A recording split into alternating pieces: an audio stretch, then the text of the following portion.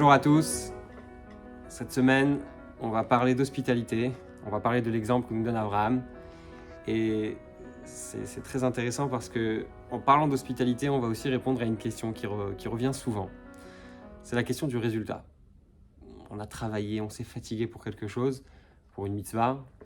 Je ne parle pas de résultats dans une entreprise, mais de résultats dans ce qui est du travail spirituel, du chemin personnel que chacun prend pour pouvoir s'approcher de Dieu.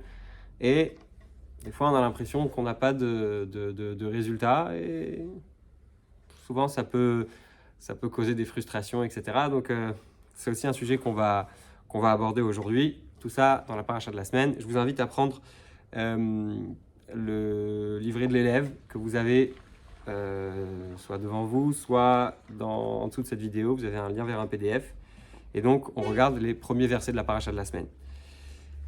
La semaine dernière, à la fin de la paracha, on a parlé de Abraham et de la Brit Mila, de la circoncision, du fait que Abraham s'est circoncis à un âge très très avancé. Et puis, comme on peut s'en douter, moi j'ai connu des gens qui ont fait la circoncision à 20 ans, à 30 ans, etc.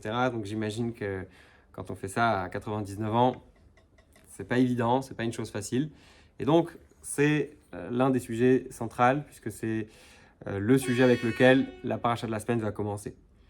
Et on a ce passouk qui nous dit que Dieu vient visiter Abraham. Dieu vient faire ce qu'on appelle Bikur Cholim. Vous savez que quand on va visiter un malade, on lui enlève un 60e de sa maladie.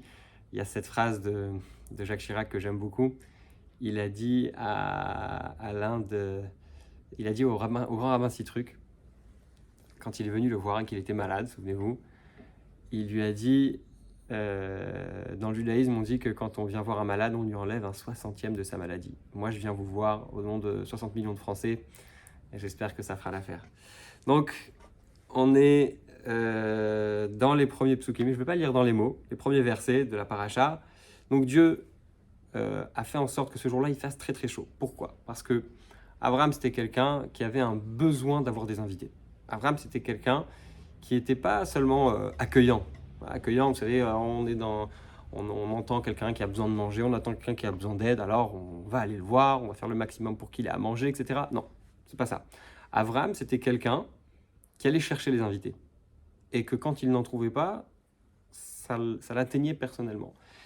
Et quand Abraham voit qu'il fait tellement chaud qu'il n'y a pas d'invités qui viennent à la maison, il n'est pas bien. Et il est tellement pas bien que le bon Dieu décide de lui envoyer des anges déguisés en hommes et qui vont pouvoir être invités chez Abraham. Et donc Abraham lève les yeux. Donc, je rappelle, il est en pleine discussion avec le bon Dieu lui-même qui est venu le voir pour faire la mitzvah de visiter les malades. Et puis, il voit ces trois hommes qui arrivent. Il court vers eux et il leur dit si j'ai trouvé grâce à vos yeux, arrêtez-vous ici. Alors, il y a un verset ici qui a deux interprétations. La première interprétation, c'est de dire qu'il parle aux serviteurs, mais dans le contexte de ce cours, on va dire que le verset parle d'une conversation entre Abraham et le bon Dieu. Donc, je rappelle, Abraham, il est en train de parler à Dieu, et il dit à Dieu, je suis désolé, je vais aller voir ce qui se passe avec les invités, et puis ensuite je reviendrai. Et ça, c'est très, très, très, très étonnant. Alors, quel était le but de ces trois anges ? Ces trois anges sont venus pour faire trois choses. Le premier est venu pour guérir Abraham, le deuxième est venu pour annoncer à Sarah qu'elle allait avoir un enfant, et le troisième est venu pour détruire la ville de Sodome. Parce que, comme dit Rashi, un ange n'est pas capable de faire plus que une mission. Alors, la question qu'on se pose bien sûr quand on lit ça, on se dit, mais attends, si on est en train de parler avec quelqu'un de très important, avec un président par exemple, est-ce que ça nous viendrait à l'esprit de dire, tiens, je vais partir 2 minutes et puis je reviens après ? C'est impensable. Quand on parle à un président, on se dit, bon, il faut que je lui donne toute mon attention, il faut que je sois à 100% avec lui, etc. Là, Abraham, il parle au bon Dieu.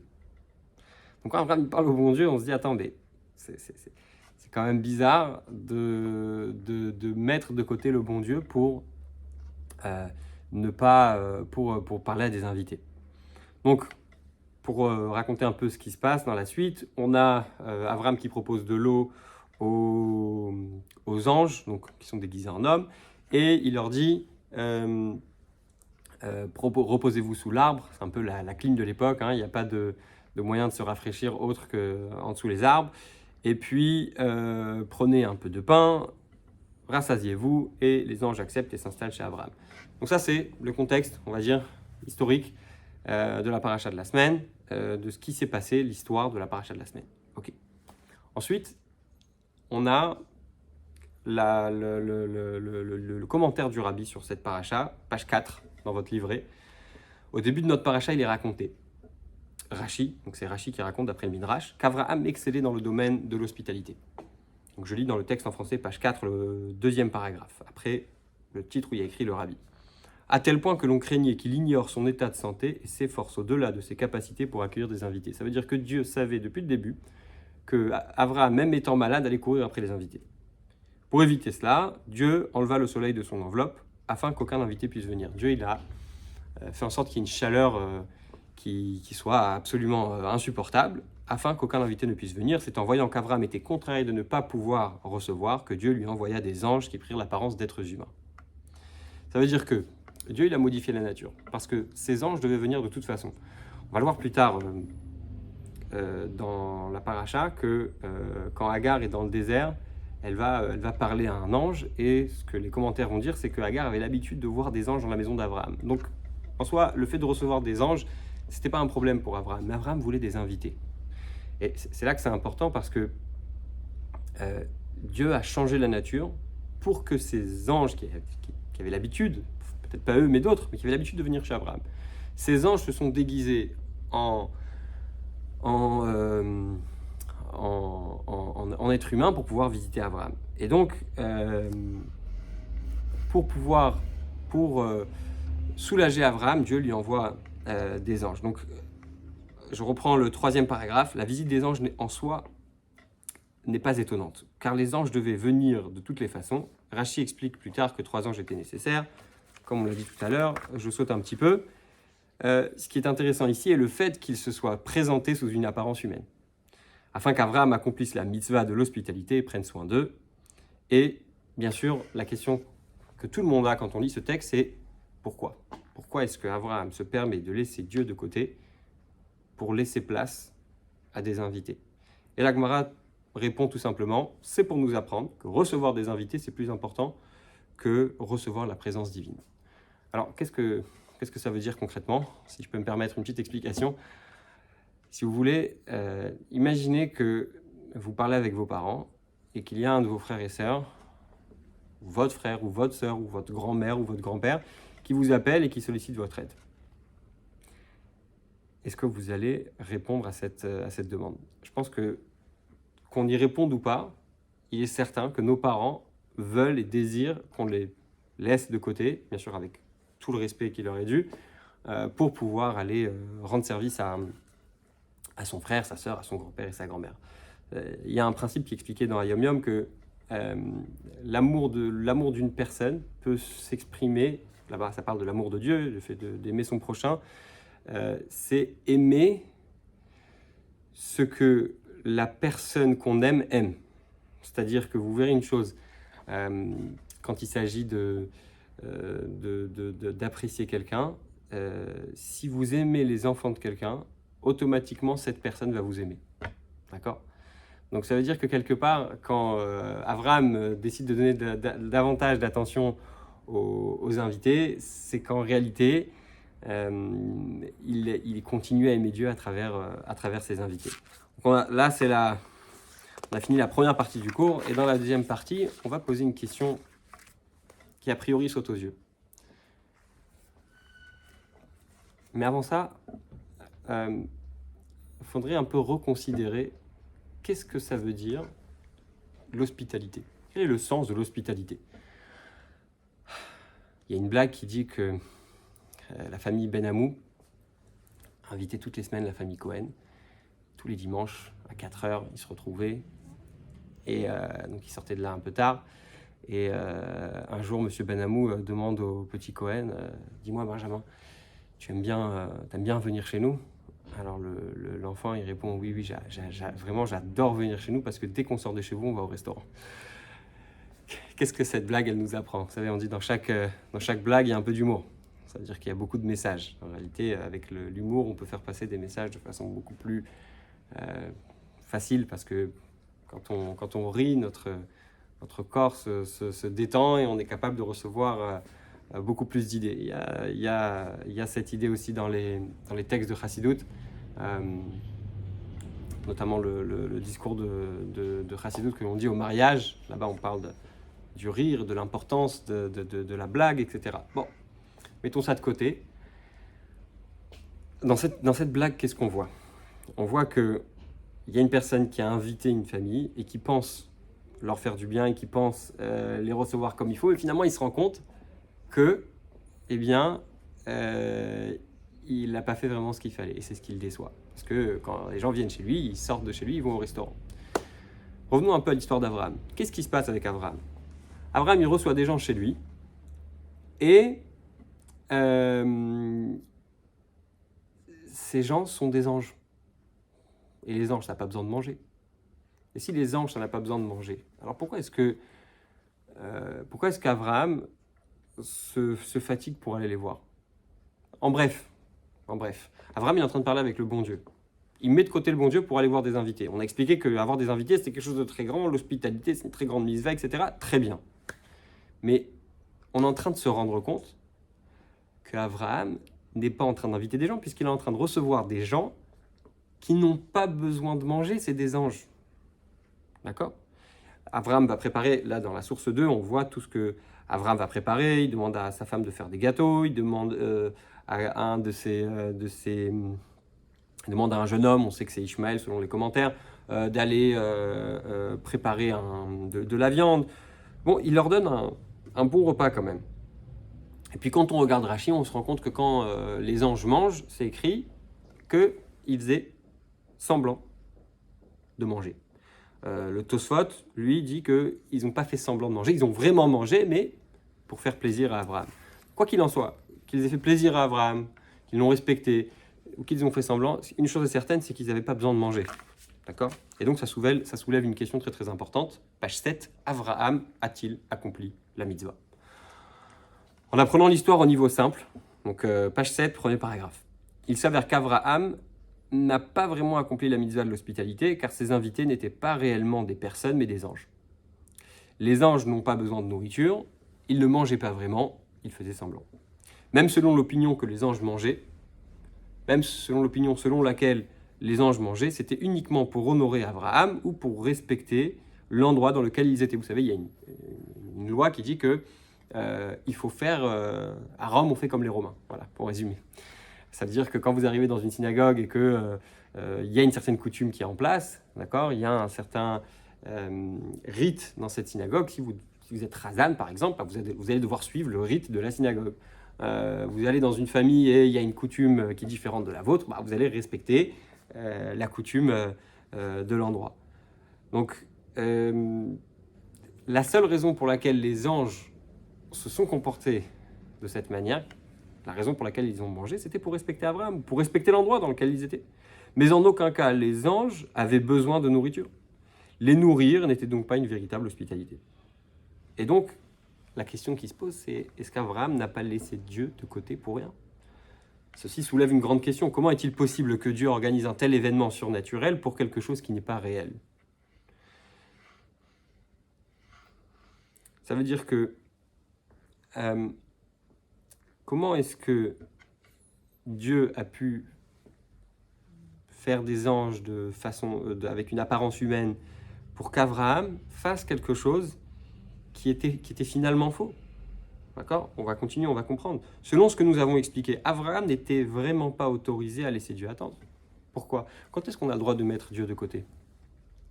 On a le droit de le mettre de côté quand il y a une mission qui ne peut pas être accomplie par quelqu'un d'autre, à savoir recevoir des invités, par exemple. D'accord? C'est ce que la Gemara avait dit tout à l'heure. Recevoir des invités, c'est plus grand que recevoir la présence divine. Ok. Mais là, il n'a pas réellement accompli la mitzvah de l'hospitalité. Comment est-il possible qu'Abraham se trompe et ne reçoive pas Dieu comme il se doit? On passe page 8. Les tzadikim ne font pas d'erreur. Alors, c'est un sujet qui mérite des explications. On va prendre l'exemple suivant. Imaginez que vous avez un magasin et que dans ce magasin, vous avez des employés, bien sûr, pour tenir le magasin, et vous avez une caissière. Disons que le magasin, il ouvre à 8h du matin. À 8h moins 10, elle est dans sa voiture, attendant que les portes s'ouvrent pour pouvoir être à son travail, pile à l'heure où il faut. Le travail finit à 6h, admettons. Et puis, elle est à 6h à son poste et elle ne part pas tant que le travail n'est pas fini. Quand on a une personne comme ça, on va s'assurer que le jour où elle va peut-être faire une erreur qui va lui être fatale, on va lui éviter cette erreur. On va la prévenir avant. On va lui dire comment ne pas faire cette erreur, etc., etc.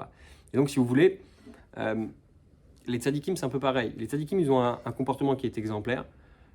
Et on va le voir ici, on va parler du niveau de char, de charrette. On va dire que les patriarches étaient un niveau de char. C'est-à-dire quoi un char?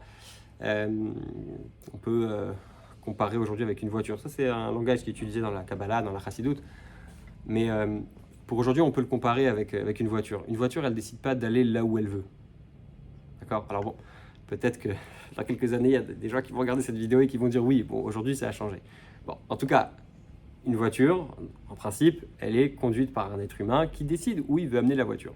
La voiture, elle ne décide pas où elle veut aller et elle ne peut pas changer d'avis de ce que le propriétaire de la voiture a décidé. C'est un peu la même chose. Les patriarches étaient tellement, étaient tellement attachés à Hachem, étaient tellement attachés à Dieu que leur décision, c'était la décision de Dieu. D'accord? On le voit ici, c'était en effet une erreur. Mais le verset déclare qu'aucune calamité ne surprend le juste. Ça veut dire qu'un tzaddik, il ne fait pas d'erreur normalement. Le bon Dieu fait en sorte que ça ne lui arrive pas. On raconte même qu'il y avait un grand sage du nom de Rabbi Pinchas Ben Yair, au temps du Talmud, qui avait été avec son âne dans une auberge, et l'âne a refusé de manger ce qu'on appelle le tevel. Tevel, c'est, vous savez, aujourd'hui on donne la dîme, on donne 10% de nos revenus. À l'époque, ils prélevaient 10% de la récolte. Et donc, Rabbi Pinchas Ben Yair est dans cette auberge et son âne refuse de manger du tevel. Il refuse de manger de la récolte non prélevée. D'accord? Ça veut dire qu'il y a une protection divine pour les tzadikim pour ne pas qu'ils arrivent à faire des erreurs. Et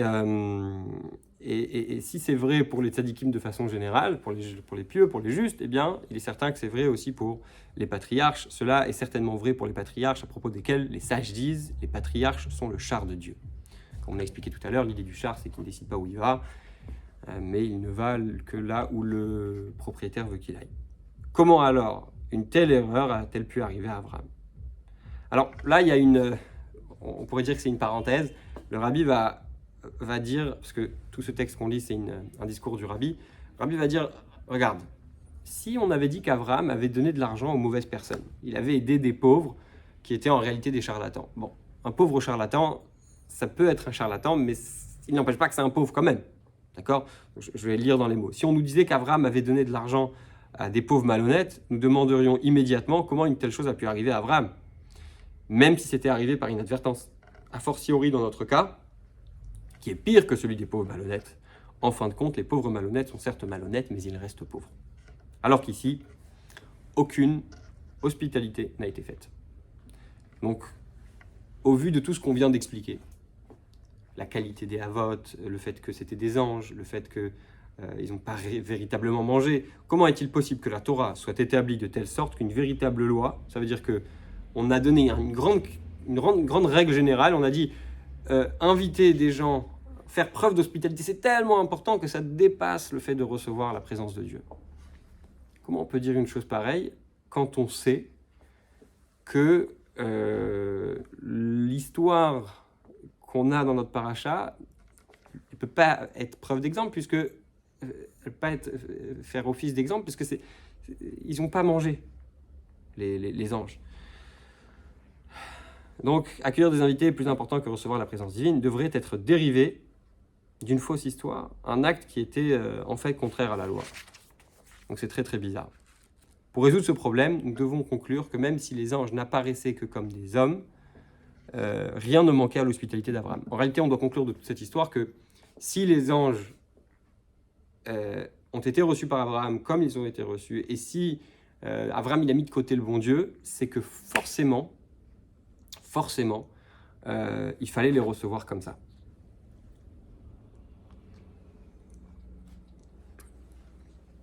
Non seulement il pensait qu'il accomplissait la mitzvah, mais c'en était véritablement une. Alors, page 10, mitzvot physiques et spirituels. Donc pour comprendre tout ça, là on va parler des mitzvot, des avot, des patriarches, et des mitzvot que l'on fait aujourd'hui. Il y a les mitzvot avant le don de la Torah, et il y a les mitzvot après le don de la Torah. De façon générale, quand on parle de ça dans la Chassidoute, on donne l'exemple de deux peuples qui étaient en guerre, et qui donc ne pouvaient pas traverser la frontière. Alors, c'est souvent ce qui se passe aujourd'hui avec des pays qui sont en guerre. On ne peut pas se rendre dans un pays qui est en guerre avec le nôtre. Et donc, le monde spirituel et le monde matériel, avant le don de la Torah, étaient séparés. En quoi ça va s'exprimer ? Ça va s'exprimer que dans le sens où le matériel, avant le don de la Torah, ne pouvait pas transcender le spirituel. Le don de la Torah, c'est le jour où Dieu dit « tout ça c'est fini, à partir de maintenant, je vais pouvoir descendre sur terre ». Et Dieu dit même « je vais montrer l'exemple, c'est moi qui vais commencer ». Et qu'est-ce qui se passe au moment du don de la Torah ? Dieu descend sur le mont Sinaï, Dieu se montre à tout le peuple juif. Donc regardez le deuxième paragraphe. Les patriarches observaient les mitzvot au sens spirituel. C'est-à-dire que les patriarches faisaient Pessah avant Pessah. Ils mettaient les tefilines avant les tefilines. Mais étant donné que, si vous voulez, la chronologie ne leur permettait pas la chronologie des événements ne leur permettait pas de mettre les tefilines comme celles qu'on met aujourd'hui. Parce que les tefilines qu'on met aujourd'hui, elles sont faites de quoi ? Elles sont composées de parchemins qui parlent de la sortie d'Égypte. Or, au moment où Abraham est dans le monde, il n'a pas encore de sortie d'Égypte. Or, du fait qu'il y a un certain nombre de mitzvot qui ne pouvaient pas être accomplis au sens physique à l'époque des patriarches, par exemple, la mitzvah des tefilines. Les passages inclus à l'intérieur des tefilines traitent de la sortie d'Égypte, et à l'époque des patriarches, l'exode n'avait pas encore eu lieu. Et donc, si la sortie d'Égypte n'a pas encore lieu, les patriarches ne peuvent pas mettre les tefilines comme nous on les met. Et là, on a une phrase très très importante. Vous allez l'entendre souvent, puisque c'est une phrase classique que le rabbi répète dans un certain nombre de discours. Maaseh Avot, Siman Labanim. Les actions des patriarches sont des signes pour les enfants. Je vais expliquer de façon très très simple. C'est toujours plus facile d'expliquer dans le sens négatif. Vous avez une salle de classe où il y a un professeur qui va dire aux élèves de ne pas manger des chewing-gums en classe. Et que, attention à l'enfant qui mangera des chewing-gums en classe. Donc là, les enfants, ils vont avoir très très peur, personne ne va manger de chewing-gum, etc. Jusqu'à ce qu'il y ait un enfant qui se lance et qui mange, et qui va mâcher un chewing-gum, parce qu'on ne mange pas les chewing-gums. Il va mâcher un chewing-gum en classe, et on va avoir un deuxième, puis un troisième, etc. Hier, j'ai donné ce cours à quelqu'un qui m'a dit « Ah non, ça ne se passe pas comme ça dans ma classe. » Ok, il y a des exceptions, mais de façon générale, c'est comme ça que ça se passe. Abraham, c'est pareil. Abraham, c'est celui qui va, si vous voulez, nous donner la force de pouvoir faire ce qu'on fait aujourd'hui. Ça a été le premier. Le pouvoir des mitzvot après le don de la Torah pour affiner et sanctifier les objets physiques et tirer des actes des ancêtres. Et pour finir, Abraham donne du sens à l'hospitalité. Qu'est-ce que vraiment l'hospitalité ? Alors, je tiens à préciser quand même qu'il y a ce texte et il y en a un autre où le rabbi donne une autre réponse. Mais aujourd'hui, on va voir peut-être une réponse différente que vous avez peut-être déjà entendue une autre fois. Sur la base de ce qui précède. Même si les invités d'Abraham étaient en fait des anges, rien ne manquait à l'accomplissement par Abraham de la mitzvah d'hospitalité. Pourquoi ? Alors que l'hospitalité d'Abraham devait être effectuée physiquement afin de nous donner les forces, les moyens d'observer l'hospitalité après le don de la Torah, cela n'est nécessaire qu'en ce qui concerne les actions d'Abraham. Ça veut dire comme ça. Pourquoi est-ce qu'Abraham a reçu ses invités. Alors on peut se dire, c'était pour recevoir les invités. Non. La raison essentielle, en ce qui nous concerne, c'est que par ses actions, Abraham nous a donné la force à nous de pouvoir recevoir des invités dans notre génération, dans notre temps. Et si vous voulez, l'essentiel, c'est pas tellement le résultat, mais c'est plutôt l'effort. Ça veut dire quoi? La question de savoir ce qui s'est exactement passé avec la nourriture après qu'Abraham ait fait sa part physiquement et spirituellement, c'est pas important. Ce qui est important, c'est que les invités... ce qui n'est pas important, c'est que les invités l'aient réellement utilisé ou non, ça ne nous intéresse pas, c'est pas essentiel, c'est pas ça qui compte. Ce qui compte, c'est l'effort qu'on va fournir. Ce qui compte, c'est ce qu'Abraham a fait. Abraham, lui, quand il a reçu ces gens-là, il pensait qu'il allait recevoir de véritables invités. Et il a fait tous les efforts nécessaires, il s'est battu, il s'est fatigué, etc. Donc, si vous voulez, l'essentiel est là. Et si l'essentiel est là, et c'est quoi l'essentiel? C'est l'effort personnel. Alors c'est tout ce qui compte. Donc malgré le fait que les anges avaient une apparence humaine, puisque cela éveilla le sens de l'hospitalité d'Abraham, et qu'il les a servis matériellement en abattant un animal pour eux, etc., cela permet déjà de donner la force à sa descendance d'en faire de même. En fait, l'essentiel d'Abraham, c'est pour pouvoir donner l'exemple aux autres. Et quand j'ai commencé ce cours, j'ai dit, vous savez, des fois, il y a des gens qui disent « Je me suis fatigué pour acheter des livres de Torah à mes enfants. Je me suis fatigué pour faire en sorte que chez moi, il y ait le kiddush pendant Shabbat. Je me suis fatigué pour ci, pour ça. Et je ne vois pas de résultat. Mes enfants ne me suivent pas, ou ma femme ne me suit pas, ou des fois, c'est des femmes qui vont dire que leur mari ne les suit pas. Et quelque part, de ce texte, moi, ce que j'ai pris comme message personnel, c'est que je me suis dit, tiens, ce qui compte, c'est pas ce que tu fais, c'est pas ce que tu vas obtenir, c'est pas ce que tu vas récupérer. Ce qui compte, c'est comment tu l'as fait. Ce qui compte, c'est quel est l'effort que tu as fourni pour avoir ce résultat. Et ça, c'est ce que Dieu va voir. Ce que Dieu va voir, c'est pas quel résultat tu as obtenu, mais combien tu as essayé. L'hospitalité d'Abraham était aussi porteuse d'un message universel. On est page 12. Il montra au monde entier comment agir avec gentillesse. Puisque les anges sont apparus comme des hommes, et le monde les a perçus comme tels, et les a même vus manger. Ça veut dire que finalement, quand Abraham il a reçu ces gens-là, les gens de l'extérieur qui regardaient les invités d'Abraham, ils ne se disaient pas Abraham il a reçu des anges qui font semblant de manger. Non, les gens ne savaient pas. Les gens voyaient des êtres humains qui étaient en train de manger. Donc ils disaient ah, Abraham il invite, moi aussi j'ai envie d'inviter. Et ça aussi c'est très important parce que quand on va avoir un comportement, encore une fois, on ne voit pas tout de suite les résultats. Des fois les résultats ils vont venir après des années. Vous savez, des fois des gens qui viennent vous voir et qui vous disent, vous savez, quand à tel et tel âge vous avez fait telle et telle chose, moi je vous ai vu et j'ai changé complètement mon comportement. Pourquoi? Parce qu'ils nous ont vus nous battre pour une cause qu'on pensait importante, pour une valeur qu'on pensait et qui est importante. Par conséquent, le fait qu'Abraham demande à Dieu, donc c'est ça qui donne la force à la descendance. Donc le fait qu'Abraham demande à Dieu d'attendre pour qu'il s'occupe de ses invités n'était pas une erreur involontaire. C'était une action pleinement justifiée pour qu'il puisse faire la mitzvah de l'hospitalité de façon complète. Il avait donc le droit de faire attendre Dieu. Car héberger des invités est plus important que recevoir la présence divine. On a la réponse à la question pourquoi il a mis de côté le bon Dieu. C'est tout simplement de dire parce que recevoir des invités, c'est plus important. Parce que recevoir des invités, c'est capital. D'accord? Ce qui nous intéressait ici, pour résumer un peu tout ce qu'on a dit, le côté essentiel de ce cours, c'est quoi? C'est de dire comme ça. On sait que c'est plus important. Maintenant, c'est plus important quand on reçoit des vrais invités. D'accord?